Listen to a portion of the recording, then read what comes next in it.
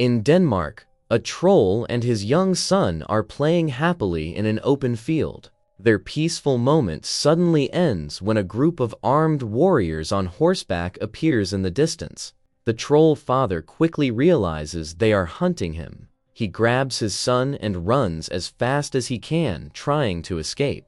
After running for some time, he reaches a cliff and finds there is no way out. Knowing he cannot outrun the soldiers, the troll hides his son at the edge of the cliff to protect him. Then he turns to face the warriors alone. The soldiers surround him. He tries to fight back, but is overpowered.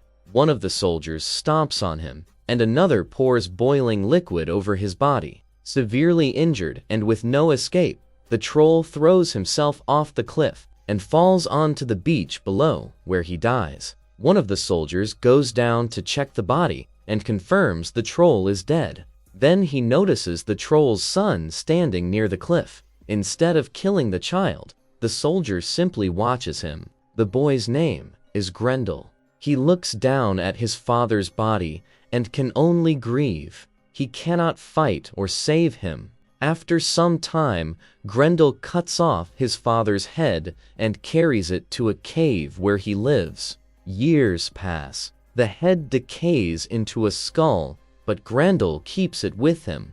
The memory of his father's death stays with him as he grows into an adult. Elsewhere in Denmark, people gather in a field. A priest leads a prayer and sprinkles holy water over them. They praise King Hrothgar for killing the troll, who was Grendel's father. Not long after, Grendel approaches the area near the great hall called Heorot. He sees many people celebrating. He waits and observes, making sure the hall is full. Then he leaves and waits for night. That evening, King Hrothgar and his people celebrate inside Heorot. They drink and rejoice over the death of the troll. As the night grows late, the guards and citizens fall asleep from drinking. Grendel sees his opportunity. He enters Heorot and ruthlessly kills everyone inside. The hall becomes filled with dead bodies. The next morning, a guard informs King Hrothgar about what happened. The king rushes to Heorot and is shocked to see his citizens and soldiers lying lifeless in terrible condition. He is horrified by the massacre. At the same time, far away at sea, a man is carried by waves to the shore of Geatland. He rises and meets a fisherman.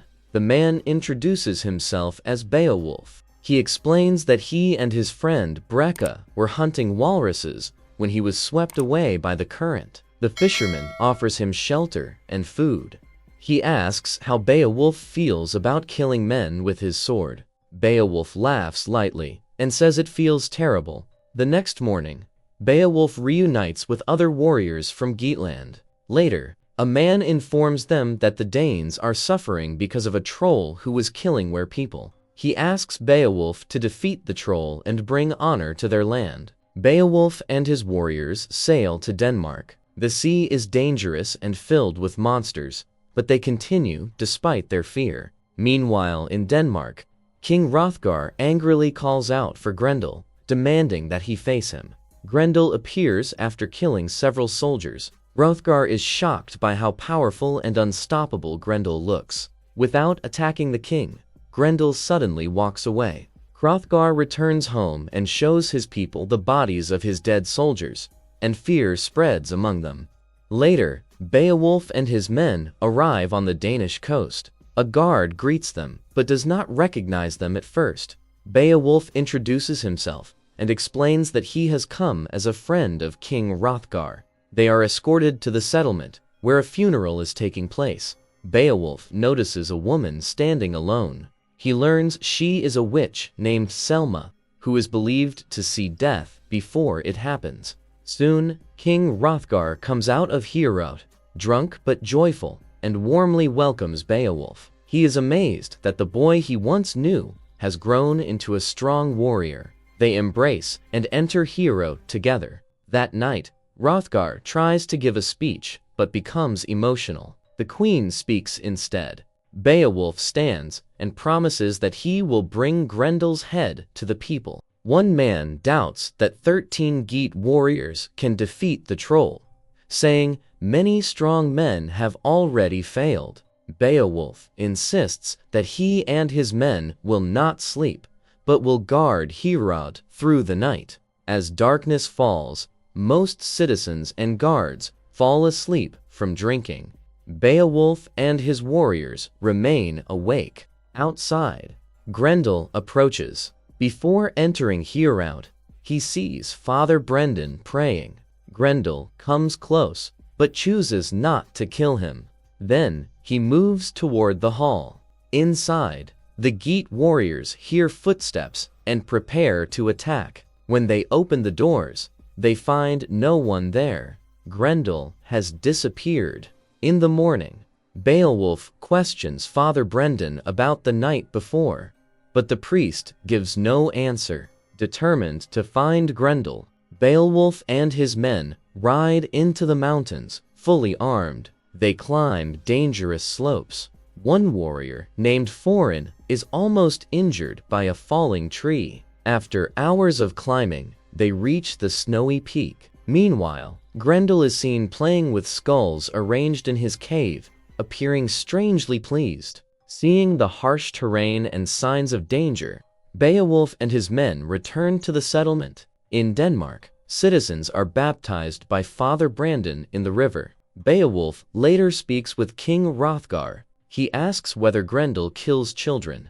The king replies that Grendel kills men and leaves children fatherless. Beowulf suspects that perhaps the Danes have done something to anger the troll. Hrothgar dismisses this idea and tells him not to listen to Selma, whom he calls unstable. Beowulf later approaches Selma and asks about her origins. She says she is not Danish and came as a young girl, later becoming a prostitute. She dislikes Beowulf and calls him and his warriors a pack of dogs.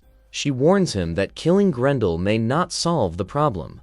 Beowulf remains silent but determined. As night falls again, Beowulf and his warriors prepare inside Herod. They stay alert, listening for any sign of Grendel. Outside, Grendel moves through the darkness, watching and waiting. He studies the hall carefully, aware that new warriors have arrived. The next morning, one of the Geat warriors named Thorfinn entertains children by telling them stories about the gods. Beowulf interrupts and sends the children away. Thorfinn believes strongly in God, but Beowulf does not show the same faith. Shortly after, Beowulf notices that one of his men, Hanshio, seems nervous. He advises his warriors not to fear what is coming. Later, Beowulf goes to Selma and asks her to tell his fortune. During their conversation, he hears movement outside. He rushes out and sees Grendel in the distance. Beowulf quickly follows the troll on horseback. Selma joins him because she understands Grendel's language. They corner Grendel at a high point. Beowulf attempts to speak to him, but he cannot understand the troll's words. Selma translates. She explains that Grendel does not want to fight Beowulf because Beowulf is not a Dane. Beowulf responds that he carries Hrothgar's blood through family ties and insists on facing him. Grendel refuses to fight and leaves. The next morning, King Hrothgar is relieved that no one was killed overnight. Beowulf tells the king that he spoke with Grendel. He explains that Selma can understand the troll's language. Hrothgar does not believe him. Beowulf shares that Grendel blames the king and claims the Danes wronged him. Hrothgar becomes angry and insists that the troll is simply evil. Soon after, a man whose family was killed by Grendel approaches Beowulf. The man claims to know where the troll is hiding. Without hesitation, Beowulf and his warriors follow him. They take a boat across dangerous waters filled with sea monsters. At one point, a sea creature grabs Brekka, pulling him underwater. The men panic, but they manage to rescue him. They reach a cliff near the sea and carefully climb upward. Thorin nearly falls, but is saved. Night falls again. From a distance, Beowulf watches Grendel from his cave, but he does not tell the others. A trumpet sounds, waking Beowulf. He discovers that another citizen has been killed. Feeling responsible, he leads his men directly to Grendel's cave. Inside, they find human bones scattered everywhere. Thorin finds the skull of Grendel's father and steps on it, crushing it. Beowulf realizes this skull was important to Grendel and fears the consequences. They quickly leave. Beowulf goes to Selma, troubled by what happened in the cave. He admits that disturbing the skull may bring disaster. He asks her for help in bringing peace between him and Grendel. Selma listens, but says little. Beowulf takes her to the cave area and leaves her there alone. When he sees his father's skull crushed, his anger becomes uncontrollable. That night, he attacks again. He kills guards and storms into Heorot. Inside the hall, Beowulf and his warriors confront him. During the fight, Grendel realizes that one of the warriors destroyed his father's skull. He kills that warrior and tries to escape. Beowulf manages to trap Grendel's arm by tying it. In order to free himself, Grendel tears off his own arm. Severely wounded, he runs toward the sea and collapses in the water. As he lies there, a mysterious hand reaches from the sea and embraces him. Grendel disappears beneath the water. The next morning, Beowulf is praised as a hero. King Hrothgar publicly thanks him. Privately, Hrothgar confesses that he killed Grendel's father years ago over a minor dispute involving stolen fish. He admits he regretted not killing young Grendel as well. Beowulf is shocked that such a small incident led to so much bloodshed. That evening, the citizens celebrate. They display Grendel's severed arm inside Heorot as a trophy. Beowulf later visits Selma. She explains that Grendel killed the Danes who mistreated her. She claims he was not purely evil. After speaking, they become intimate. Suddenly, a female troll rises from the sea and heads toward Heorot. She enters the hall and sees Grendel's arm displayed as decoration. The troll is revealed to be Grendel's mother. Furious at her son's death, she attacks. Many citizens are killed. She retrieves Grendel's arm and disappears. King Hrothgar awakes to chaos and realizes many more people have died. The next morning, Beowulf and his warriors search for the troll. They find signs leading to the sea. Near the shore, they discover the severed head of one of Hrothgar's closest advisors. Grey Wolf promises to correct his mistake of thinking the danger was over. He returns to Grendel's cave and finds only a pool of water. Believing there is another passage, he dives in. Underwater, he discovers a hidden chamber. Inside lies Grendel's body. Suddenly, Grendel's mother attacks him. The fight is ruthless. Beowulf struggles and nearly dies. In the final moment, he thrusts his sword into her, killing her. After the battle, a child appears and stands protectively near Grendel's body. Beowulf realizes that Grendel had a son with Selma. Understanding the tragedy, Beowulf leaves the cave. Back in the settlement, funerals are held for the dead. King Hrothgar asks Beowulf if he believes in heaven. Beowulf replies that he will go wherever he is sent. Beowulf visits Selma and tells her he fears Hrothgar may kill her son.